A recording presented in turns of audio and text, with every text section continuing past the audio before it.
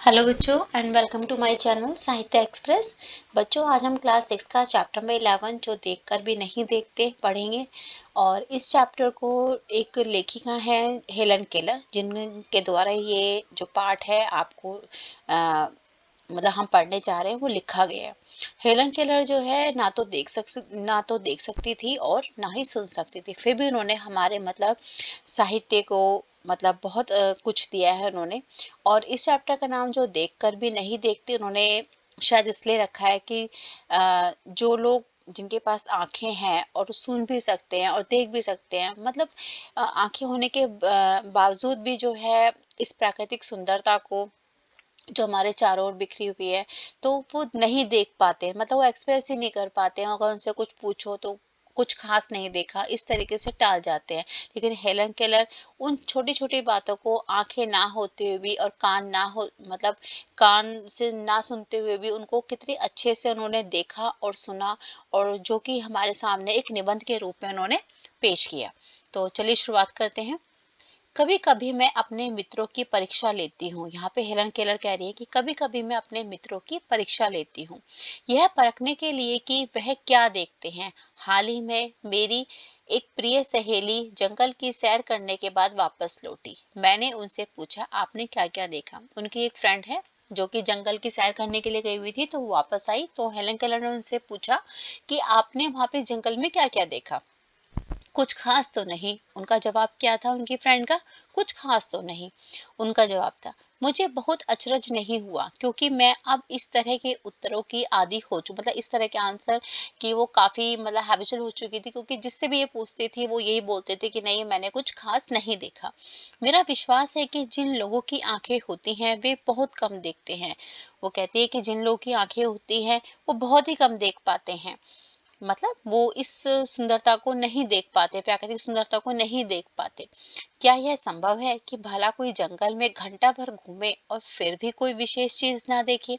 मुझे जिसे कुछ भी दिखाई ना देखे, मुझे जिसे कुछ भी दिखाई नहीं देता, सैकड़ों रोचक चीजें मिलती है जिन्हें मैं छूकर पहचान लेती हूँ। मैं भोजपत्र के पेड़ की चिकनी छाल और चीड़ की खुरदरी छाल को स्पर्श से पहचान लेती हूँ।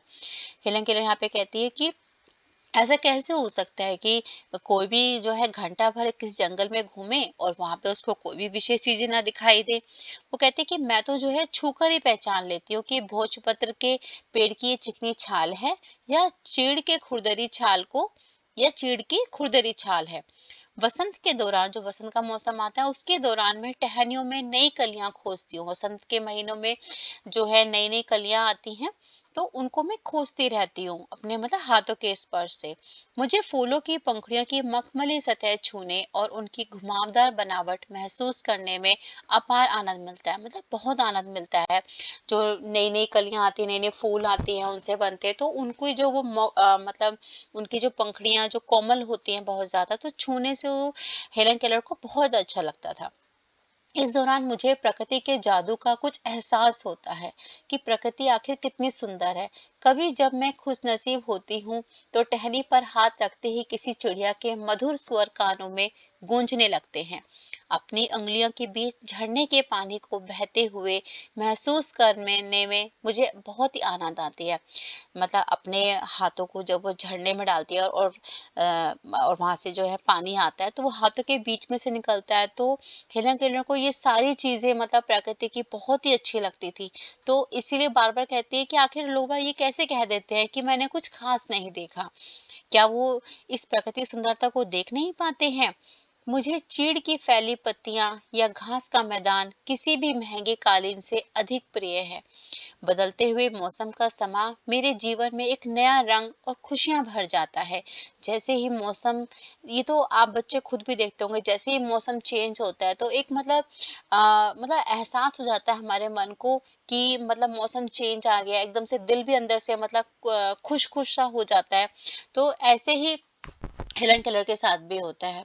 कभी कभी मेरा दिल इन सब चीजों को देखने के लिए मचल उठता था। मतलब मेरे पास आंखें नहीं है और जब ये सारी प्रकृति सुंदरता जो मुझे एहसास होता है मुझे इन सब का, तो ये सब देखने के लिए मेरा दिल एकदम से मचल उठता था।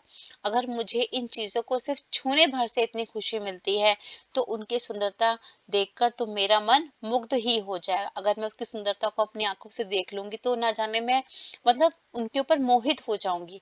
परंतु जिन लोगों की आँखें हैं वे सचमुच बहुत कम देखते हैं। उस दुनिया के अलग-अलग सुंदर रंग उनकी संवेदना को नहीं छूते।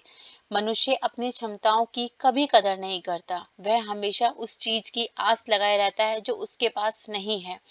यह कितने दुख की बात है कि दृष्टि के आशीर्वाद को लोग एक साधारण सी चीज समझते हैं, जबकि इस नियामत से जिंदगी को खुशियों के इंद्रधनुषी रंगों से हरा भरा कह सकता है।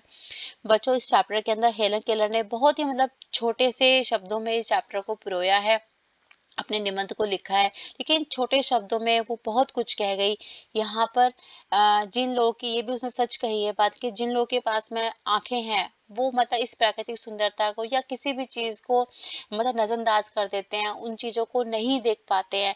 जबकि खुशियां तो हम किसी भी चीज से ले सकते हैं, छोटी छोटी चीजों से भी हम खुश हो सकते हैं। तो वो कहती है कि जिन लोगों के पास में ये सब चीजें हैं तो उनको उनकी कद्र करनी चाहिए, क्योंकि जिनके पास ये चीज नहीं होती उनको एहसास होता है कि शायद मेरे पास आंखें होती और मैं इस प्राकृतिक सुंदरता को देख पाता या देख पाती। क्योंकि हम अपनी जिंदगी खुशियों को हरा भरा हम कर सकते हैं, है ना। और हम हमेशा उन चीजों के पीछे भागते हैं जो हमारे पास में नहीं है। और सही मानों में तो हमारे पास जितना है हमें उसी में ही खुश रहना चाहिए, है ना। और हमें इधर उधर नहीं भागना चाहिए, जैसे कि हिरन किरण ने बताया।